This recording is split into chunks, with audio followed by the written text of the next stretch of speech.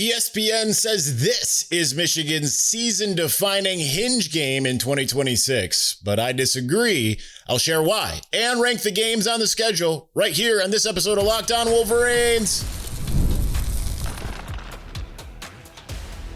You are Locked On Wolverines, your daily podcast on the Michigan Wolverines, part of the Locked On Podcast Network, your team every day. Happy Thursday. We are back in doing a Locked On Wolverines podcast, part of the Locked On Podcast Network, now the #1 sports podcast network. I'm your man on the ground, Isaiah Hole, publisher of Wolverines Wire through USA Today Sports Media Group. Thank you to all of our everydayers who watch or listen to the show every single day. Also, big thank you for making us your first listen. First, ESPN list what it believes to be the game that Michigan will be measured by the most in 2026, but I do not agree whatsoever. I'll share why, and we'll get into all of that. Second, I rank the schedule from the most to least important, so we'll get into that if we have time. Then after that, we will get into a little NFL combine talk, because that's all happening. I mean, Sean Barham has a voice. He spoke to media. It's possible. He is capable. I've heard it. I've seen it. Didn't before this. I have now. It's kind of hard to unsee, kind of hard to unhear. Really insightful and thoughtful, no less. All right, let's get into this ESPN thing. ESPN did this for all the Power 4 teams all over the conference. The most meaningful game, the season-defining game, the one that everyone will look at and say, "That's it. You know, that's gonna tell us everything we need to know. That's the hinge. That's all of it." Here's what they had to say. This is from, I think it's Jeremiah Trotter. It's just Trotter. Maybe it's Isaac Trotter. I don't know. They just put the last name. Indiana, October 24th says Ohio State is always the defining game for the Wolverines, but Michigan can prove it's for real again against the defending national champs after 2 up and down seasons under Sharon Moore. The Wolverines failed to defeat a ranked team last year and didn't win one in 2024 until the stunning victory over the Buckeyes in the regular season finale. Okay. So I vehemently disagree with this. There are multiple reasons as to why, right? And let me be clear as to what their parameters are. I just want to be ultra clear here. It's the game that will define the 2026 season for every power conference team. That's what they're going with. I disagree. I don't think that is the defining game. I think, number one, if you win some of those other games on this very difficult schedule, you can lose that game and no one's going to really blink an eye, right? Number one, there's that.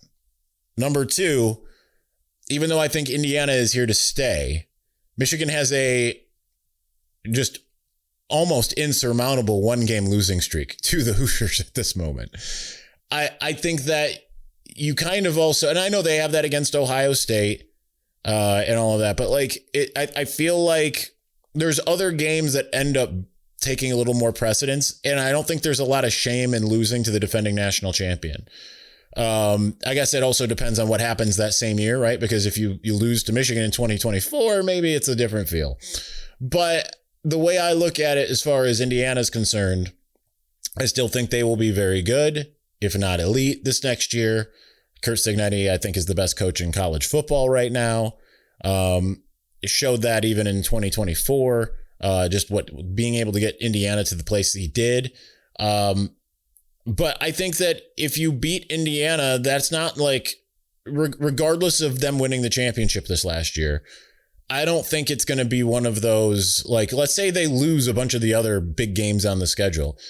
No one is going to look back and say, well, but in 2026, at least we beat Indiana, right? That will not come with that distinction, even if it is an extremely good Indiana team.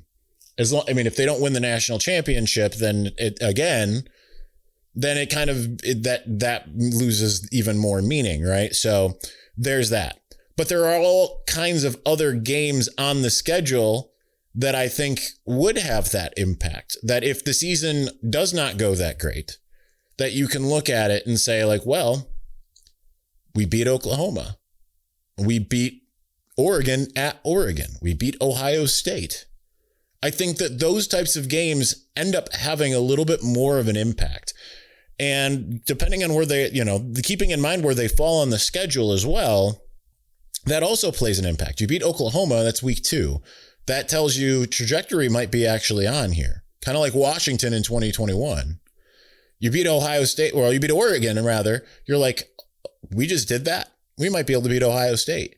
You beat Ohio State, you beat Ohio State, right? Like, whereas in the middle of the schedule, I think it's kind of like, all right, they weren't going to go undefeated, or, they were bound to lose a game like this type of thing, right? I think that there's a lot of place where you can make up, right? You still got Michigan State coming up after that. You still got Oregon coming up after that. You still got Ohio State coming up after that. There's plenty of options for reprieve, not just in that game. So I just don't think that, unless like that's like a close game and that's like the hinge, and maybe let's say Michigan beats all of these other teams, but like weirdly loses a couple that it shouldn't. Like it loses to Iowa and Penn State, and now they're a 3-loss team. And because they didn't lose to all the best teams, like they didn't lose to like playoff Oregon and playoff Ohio State or whatever in this scenario, in this hypothetical, then maybe the playoff committee is like, yeah, but they shouldn't have lost some of those other games that they lost. So we can't really put them in, even as a 3-loss team. Then I think people are lamenting like, oh, had the opportunity right there and lost it. Different story. So no, I'm not really buying what ESPN's selling here. I think, nice try. It's a valiant effort. I mean, really just A+ for just effort. But no, I don't think that really tells you the story of the 2026 season. If anything, I would consider it to be almost a foregone conclusion at the moment. Almost, maybe. With Oregon being the next foregone conclusion and Ohio State right there with them until, again, not proven otherwise, but like, going into Columbus, first year head coach, all that stuff. That's still the most talented team on the roster. That's still a lot of hard stuff to overcome. So, but like, I just think that like, if they beat a couple of these other teams, no one's even thinking about that game. Whereas if you lose to Oklahoma, maybe it spells doom for the rest of the year, much like losing Oklahoma did last year. If you lose to Oregon, that spells doom for Ohio State. It doesn't mean that they are going to be like they lost to Oregon in 2024 at the beginning of November and beat Ohio State in Columbus at the end. So it doesn't necessarily mean that. But I think that you're not going to be crying at the end of the season over losing to Indiana, almost certainly. So that's kind of where I stand with it. So what are the games? How do they rank, in my opinion, as of the most consequential, the most meaningful, the season defining, to the least? Well, we're going to get to that here in just a moment. I'm Kalia Butler, host of Locked On Women's Basketball, and this is Mazda's Women's Basketball Snapshot, celebrating the work no highlight reel can ever capture. South Carolina rolled past Ole Miss 85-48 to clinch a share of the SEC regular season title and lock down the number 1 seed in the conference tournament. The Gamecocks extended their win streak over Ole Miss to 21 straight. UCLA dominated Wisconsin 80-60 to secure its first outright Big Ten regular season championship in program history. The Bruins improved to 27-1 overall and remain unbeaten in conference play. And number 12 TCU stormed back from a 13-point fourth quarter deficit to beat Iowa State 80-73. The Horned Frogs now sit alone atop the Big 12 standings and are 1 win away from clinching another regular season conference crown. These moments are earned off the clock, those long before the lights ever come on. The sweat, the fakes, the doubt, the scrapes, and coming back for more every time. Mazda puts that same drive into every detail. Wins define the moment, putting in the work, that defines you. There's more to a Mazda because there's more to you.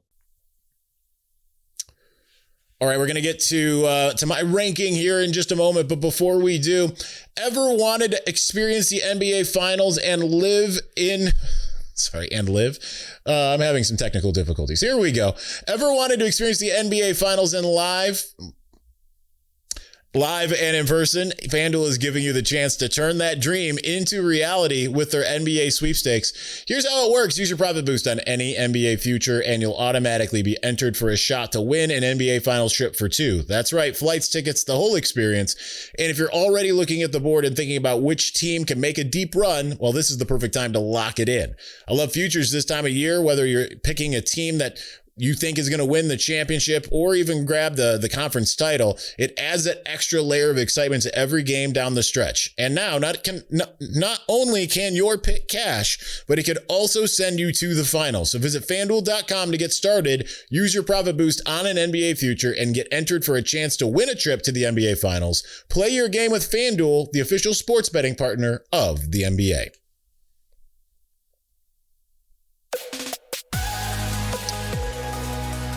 All right. So first off, thank you for making us your first listen. Do appreciate that always, but also you gotta dig in deeper.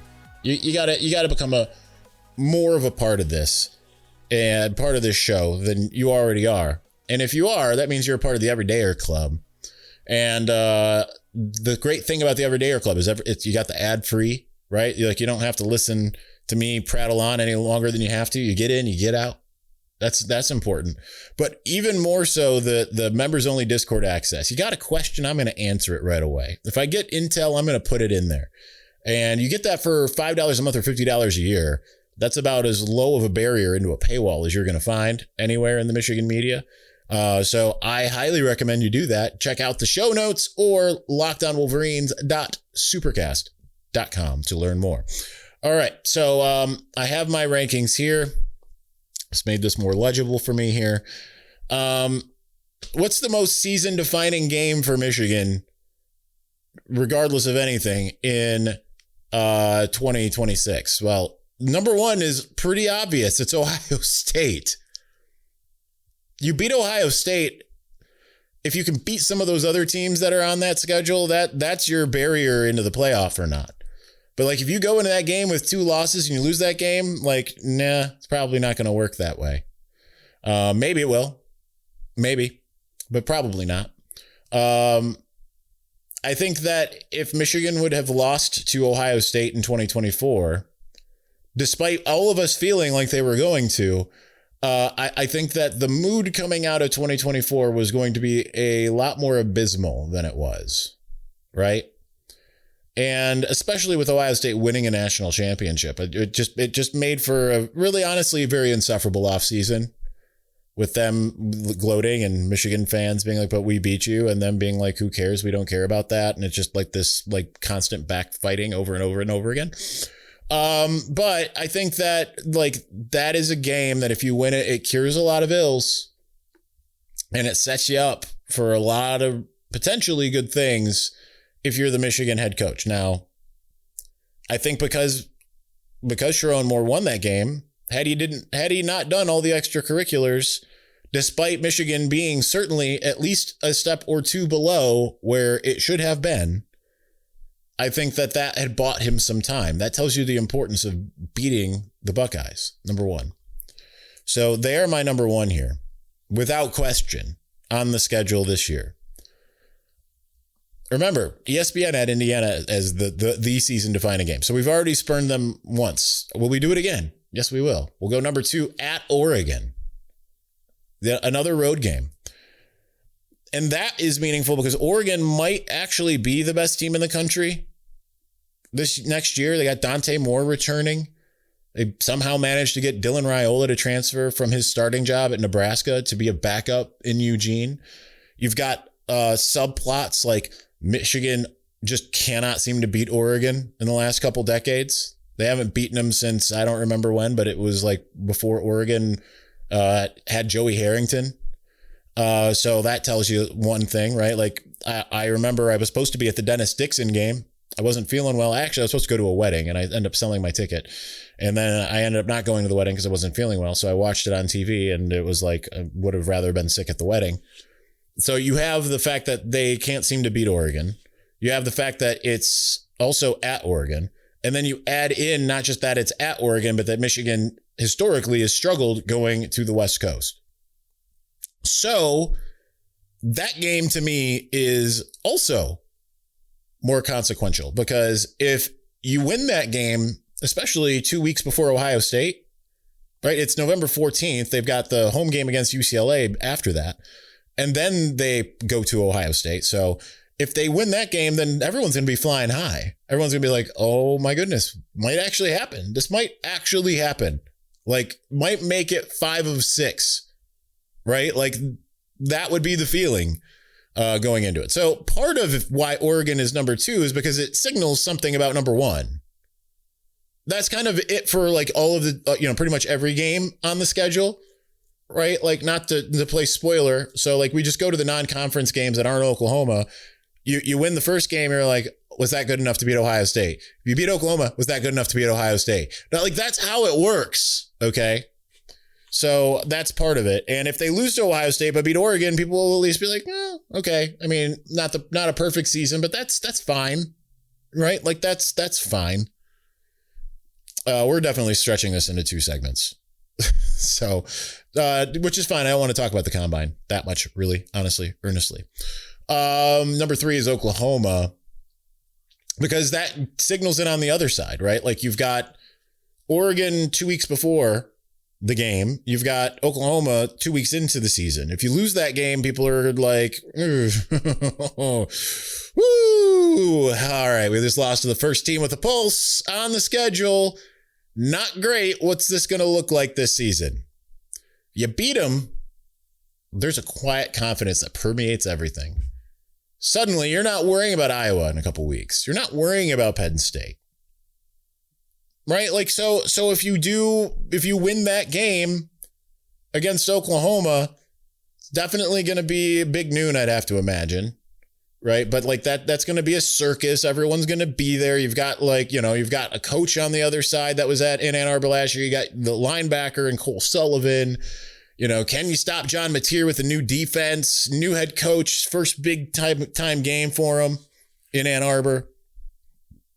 I mean, like, that's going to tell you a lot, right? Like, to me, that, again, more season defining than Indiana, because I think, like, in the early goings and all of that, like, those games, like, yeah, they can lose their luster a little bit once you get halfway through the season. You think back to 2013 Notre Dame, that felt like the biggest game in the world. I was there as a fan. I felt like I was at the Super Bowl plus. I mean, I wore my little glowing bracelet the next day, and I remember going out to eat and just being like, do these people see I'm wearing a glowing bracelet from being at the game yesterday? Like, how cool am I right now? Really had my priorities straight and wasn't at all insecure about life, I guess. But I think that will have that same atmosphere. And yeah, they ended up in 2013 falling off, and everyone was like, oh, that was nice when it lasted. Both teams actually suck. Could be the same case here, but I just think that very well has more riding on it than Indiana. My number 4 is Indiana. And I think that it would be one of those things, especially, let's say Indiana's undefeated by then. Let me look. What's their schedule? I have to imagine that it's based off of being on the squad yesterday.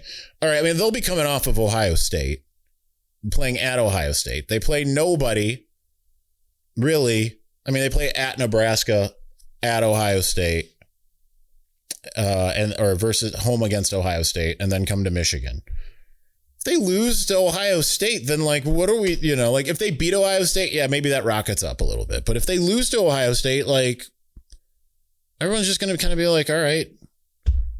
Right. Like, that's not necessarily a flex. It's either Indiana kind of getting back into the swing, or yeah, maybe they're just not as good as they were last year. Right. My number 5 is Iowa.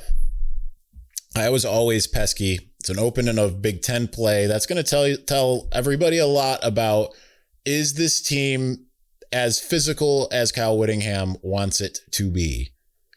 Is this still a team that can go out and play a frustrating style of football and win? When it's exerted upon them rather than they are the ones exerting it. Because Iowa, kind of, no matter how good you are, is going to force you to be in the muck. And their offense is just like slowly increasing in its ability to actually do some things. So it might be a little bit more of a complete game. That might be a sneaky, really good game this next year. I have them behind Indiana. No one pretty much ever is going to write home about an Iowa game and say like that was the game. But 5, I think, is fair. And I have them at 5 and Penn State 6 because I just don't know what we're getting out of Penn State. And if this was like peak Penn State, maybe kind of, but even when like it was peak Penn State, 2016, I mean, we didn't know it. They had 2 losses coming into the game. Michigan wins 49-10. They somehow, some way go on to win the Big Ten. Even in hindsight, no one was like, oh, near and dear to my heart, given the way everything transpired. So yeah, they're middle of the road, even though they're Penn State. Maybe it would have been different in 2017. But to me, like beating Penn State is almost never like the thing that you define a season around unless it's 2014. I think it's usually the thing that you look back on and say like, yeah, okay, that tracks. They won or they lost, but that kind of makes sense. But no one's like sitting there really like thinking about it much beyond that, I don't think. All right, we've got 6 more games. Let's get to those here in just a moment. But before we do, the biggest stretch of college basketball season is almost here. Buzzer beaters, bracket busters, and those unforgettable moments that everyone's talking about the next day. Being there live for something like that, well, that's bucket list stuff. Trust me, I've been there before. It's incredible. The hard part is always actually getting tickets, long queues, prices jumping at checkout, and surprise fees. Also, at checkout. The GameTime app gives fans the advantage with constant innovation. It's how you unlock amazing tickets and experiences in just a few taps. It's incredibly simple to use. The GameTime guarantee means 100% legitimate tickets delivered on time at the best price. And here's the hard part. Fees are included in the price that you see. So what you see is what you pay, period. The seat view feature is a game changer. You can see a panoramic view from your exact seat before you buy. Zone deals let you pick the section and save even more while GameTime selects the seats. I love being able to follow teams in the app and get alerts when new deals drop. No stress, no guesswork, just a smooth experience from start to finish. That's exactly what you want during the busiest part of the season. So take the guesswork out of buying college basketball tickets with GameTime. Download the GameTime app, create an account, use the code LOCKEDON for $20 off your first purchase. Terms apply. Again, create an account, redeem the code Locked On for $20 off. Download the GameTime app today. All right, we're going to continue on and finish out here in just a moment. But before we do, welcome to the 5-hour energy flavor draft. We are looking at every aspect of the draft to let you know what tasty flavors are the best and which might just be sleepers. 5-hour energy shots give you a boost with 0 sugar. And right now we're choosing between 2 as we eye that number 1 overall pick here. Blue raspberry with its sweet and tangy flavor and a taste that nature couldn't make, but you know what? It probably should have. As well as fruity rainbow. That's our other one with its sweet layered fruit notes in every sip. You're just going to get a just cornucopia of flavor. It's just absolutely phenomenal. But you know what? If I really have to make that decision, I'm picking blue raspberry as my number 1 overall pick, but fruity rainbow is just behind it. But don't look now, confetti craze is right up there and actually could absolutely be a sleeper pick. So find your new favorite flavor of 5-hour energy shots available online at 5hourenergy.com or on Amazon.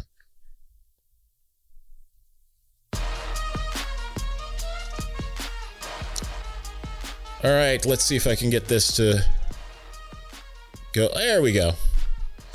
Fighting technology, always fun. All right, so back to ranking the games. My number 7, we're not going to spend as much time on these because you don't need a full breakdown on this. Michigan State rivalry game. Michigan's won, 4 straight now in the rivalry. Will Pat Fitzgerald versus Kyle Whittingham kind of change the trajectory? First-year coaches at Michigan tend to lose to Michigan State. First-year head coaches at Michigan State sometimes win, right? Mel Tucker did it in his first year. But it took 2 years for D'Antonio. It didn't happen at all for Jonathan Smith. But that is a proud program, and they want revenge. Pat Fitzgerald knows what it means to play Michigan. I don't know if he has the same hate in his heart, but like I still think he's a stabilizing presence there. I think that will be the most important game ever in the week that it's happening, but that's just kind of how this game tends to go. I think that people think of it highly when you're entering the week, when you're exiting the week, but otherwise people tend to not be thinking about it too much unless you're losing to them constantly, as Michigan was in the Rich Rod and Brady Hoke eras. So, and even parts of the Jim Harbaugh era. So, I have them as my number 7. My number 8 is at Minnesota. That can be a sneaky game just because it's at Minnesota. It's before all of the rest of the stuff. It's right after it's right after Iowa, I believe. So you open up Big Ten, still relatively early in the season. You go to Minnesota, and I think it's just always an annoying team to play. Now, the last time they went there, they shellacked them. The last time Minnesota came to Ann Arbor, it was on the way to a shellacking, and then somehow Michigan let them come back in, and it was kind of a nail biter in the end. So that's my number 8. And now we gotta get to they're only season defining if you lose. I mean, Minnesota is part of that. So, I mean, honestly, that's the case for all 6. All 6 of these games are only season defining if you lose. If you win it, you move on, everything's fine. But if you lose to Michigan State, if you lose to Minnesota, unfortunately, those are season defining. The others are season defining if you win in one way or another. Yeah, if you lose it, it also can be season defining. That's the case pretty much for anything. But again, no more so Ohio State, but like Oregon, Oklahoma, Indiana. No, I don't think those define your season if you lose. Once you start getting into like Iowa, Penn State, Michigan State, then like, yeah, they start to become that. Next is playing at Rutgers. Rutgers still a better team than it was in the early goings of their conference play, but I mean, Michigan has no business losing to Rutgers. Let's just be open and honest about that. If you're the team that you think you are, you should be able to fly into Piscataway and win that game. Greg Schiano has done a phenomenal job there. I think that they are more primed to be able to take down, they took down Washington 2 years ago. I think that they're more primed to take down like kind of like that next tier, like the teams that can contend for the Big Ten, but generally won't, like a Washington, like I don't even want to put USC there because USC is not fair either. Because I mean, they should be. They're a blue blood. They should be up there, but like kind of like the like the Iowas of the world, right? Like those types of teams. But like generally, Rutgers shouldn't be threatening Ohio State, Oregon, Michigan, Penn State, USC. Generally, like they shouldn't be. Might a game feel a little uncomfortable for any of them? Absolutely, but they should not be of that caliber. Up next is UCLA. That could be a sneaky, more difficult game. Bob Chesney taking over. They've got some talent there. Samaj Morgan returns to the Big House, but it's the week before Ohio State. So that's kind of the big, watch out. We don't know how the Kyle Whittingham team will look in the week before. Now, the last 2 Sharon Moore teams the week before Ohio State were 2 games in which they were blowout situations. I mean, actually, Maryland wasn't like a full-blown blowout, but it was a comfortable win. And, Northwestern was really his true only, thanks for the beer, come back anytime type of win. So there's that. Number 11 is Western Michigan. I mean, if Michigan loses Western Michigan or number 12 UTEP, I mean, that's on them. But I have Western Michigan slightly ahead of UTEP, even though I think UTEP might be the better team just because it's the season opener.